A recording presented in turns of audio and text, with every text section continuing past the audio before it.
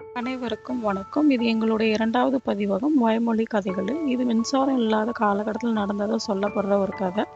அது ஒரு மழை வெள்ள காலம். வாய்க்கால்ல வெள்ளம் கரை புரண்ட நேரம். அதே ஊர்ல ஒரு ஏழை விவசாயி அந்தி சாய்ந்த நேரத்துல வாய்க்கால் கரை ஓரமா நடந்து போய் கொண்டிருக்கிறார். அப்போ தூரத்துல ஏதோ ஒண்ணு மின்னுது. என்னன்னு போய் பக்கத்துல பார்த்தா அது ஒரு ஐம்பொன் சிலை. அதிர்ச்சி அடைகிறாரு. என்ன பண்றதுன்னு தெரியல. வீட்டுக்கு எடுத்துட்டு வந்துடுறாரு.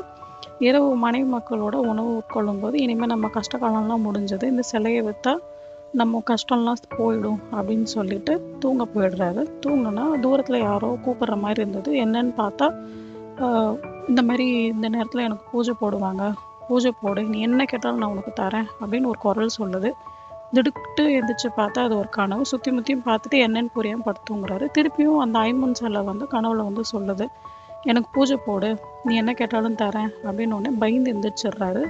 திருப்பியும் படுக்க போனால் இதே மாதிரி கனவு திருப்பியும் வருது. என்ன பண்ணுறதுன்னு தெரியாமல் அந்த சிலையை கொண்டு போய் எடுத்த இடத்துலையே போட்டுடுறாரு. இதனால் நம்மளுக்கு என்ன புரியுது அப்படின்னா, என்ன ஒரு பொருள் கிடைச்சாலும் அதை ஒப்படைக்க வேண்டிய இடம் அரசாங்கம். நன்றி, வணக்கம்.